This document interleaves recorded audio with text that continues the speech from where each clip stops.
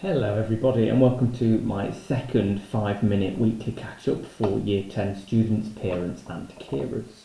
Make sure you've got your volume turned up. So today I'm going to go through just a few notices and announcements and a few points of reflection for the last week or so. The first thing that I wanted to kind of highlight brings to the fore this idea of needing to stay positive in difficult times of what we're going through at the minute in terms of a global crisis. I've just placed the headline there on the slide for you just to mull over. This is something that out of all of everything that I've read during the pandemic, this is something that really stood out to me as being something that we ought to hang on to and consider more rather than simply thinking about current death rates and infection rates. If you think about it, during the course of this presentation and video, there'll have been another 1,000 people vaccinated in the UK. So it's an amazing sort of figure to bear in mind, and it sort of puts into perspective, you know, the hard work of so many people in the NHS, in local government, and beyond, you know, the sort of scientists that are in the background as well in laboratories around the world. It sort of brings to the fore their efforts in terms of beating the global crisis that we've got going on at the moment. And I want you just to kind of stop and think about what it's taken us as a country and as a world, let's say, to reach this point, because we go back a year, coronavirus was something that really wasn't. I remember I was watching something on the news a few days ago where the BBC Science editor said that in the UK we shouldn't be worried about the coronavirus, and that was a year ago. So it really does amaze me how quickly things shift. But you know, I'm confident with that headline. You know, 200 jabs a minute. As I say, during the course of this presentation, 1,000 jabs given and 1,000 more people vaccinated. It's a tremendous feat, and I think we ought to be talking more about that and seeing that as in terms of hope, as opposed to focusing on what's happened previously. I just wanted, in the same way that is a positive headline, to spread some positivity for Year 10 students. I've heard some tremendous comments of teachers. I've had a real good range of comments of teachers emailed to me about how pleased they are with some students in Year 10, particularly those in 10A1 in core subjects. A little shout out from me, with almost 100% attendance across core subjects since live lessons started. So we're on to week 4 now of live lessons, and that group across core subjects of English, Maths and Science have got one of the highest attendance rates across all classes in the school, so well done for that one. 10B2 in core subjects, attendance isn't as strong, but I've had lots of comments of teachers about how well a lot of you have been contributing in lessons, and those students, they know who they are, but just sort of a well done if you are in that group and you know that you've been contributing as well. And finally, next week, on the 1st of February, which is Monday, I'll be publishing the Hall of Fame on the Year 10 section of the website. Students will know in advance who they are, but it's definitely worthwhile having a look just to see amongst yourselves as a year group who has attended, who has been nominated, and the reasons for that. Just bear in mind that we will be on the lookout for nominations throughout the whole of the live learning period, so make sure that if you are keen to find your Garibaldi School photo and your name on the website, that you keep doing what you're doing, and if you haven't, you know, it's not sort of time to think, oh, I've not done anything so far, so I'm not going to bother, because actually students that improve tremendously in terms of attitude to learning or attendance or engagement are also eligible for a nomination on the Hall of Fame as well. In terms of yourself, I think, again, it's quite tempting, and it's tempting for me as your achievement lead to focus sometimes on who's not been attending, and I think sometimes we have to take stock of who has been attending. So I want you to kind of think about what you've done this week to make you feel proud. Is it that you've attended all live lessons? Is it that you weren't attending before but you are now? Is it that you've unmuted your microphone at one point to contribute?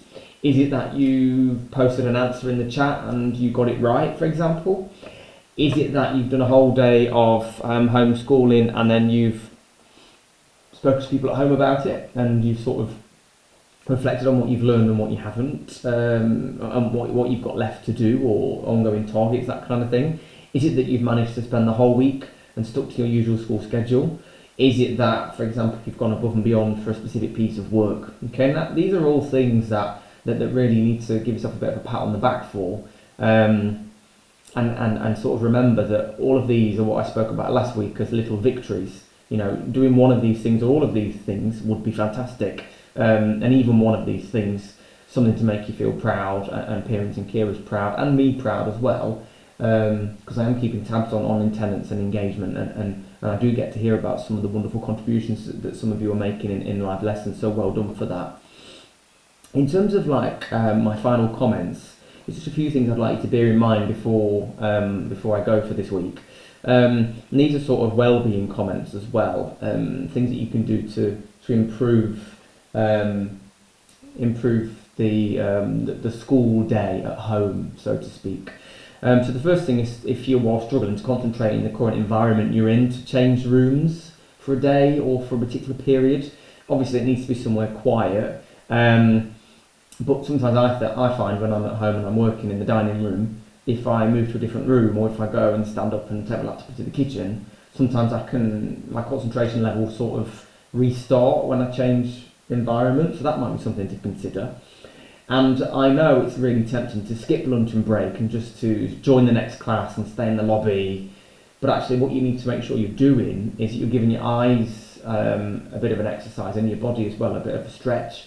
So in terms of eyes, you should be blinking regularly and making sure that you're looking out the window for at least 20 seconds every 20 minutes, okay? Because you need to make sure that your eyes are adjusting to different levels of light and also different distances.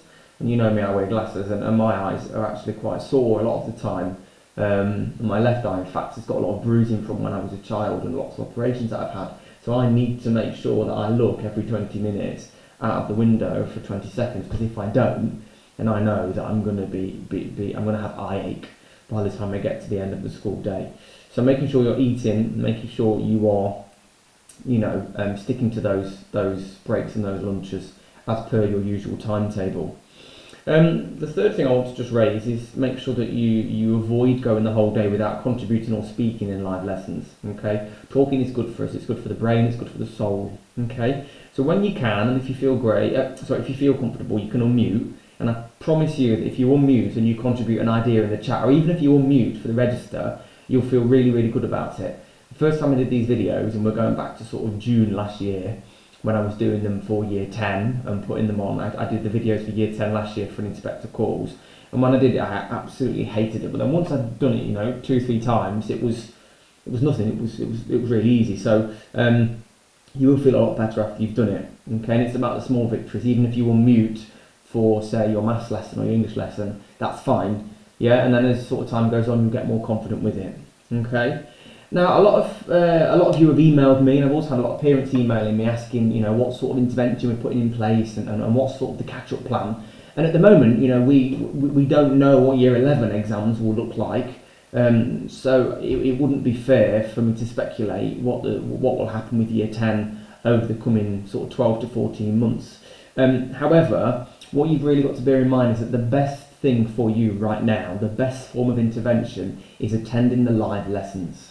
Okay, so personally I'm not thinking much about what intervention I can put in place for when we go back, and I'm not thinking much about the intervention in terms of Year 11 or anything like that, because what I'm thinking about now is every lesson that you miss that's live will be something else that you will need to catch up on at some point.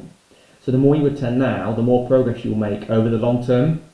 So keep in contact with me, keep in contact with your teachers. If you miss a lesson, it's fine. It's not the end of the world, but it's common courtesy that if you were to miss a dentist appointment or a doctor's appointment or a phone call off somebody about a job or whatever it might be, it's common courtesy to let them know in advance that you can't attend. So rather than just not attending, please make sure you're keeping in touch with us and keep a contact with us to make sure that we know exactly why you're off, and when we can help you with the catch-up. Okay, but as I say, the best form of intervention at the moment for you is to make sure you're attending those live lessons, okay, and contributing where you can.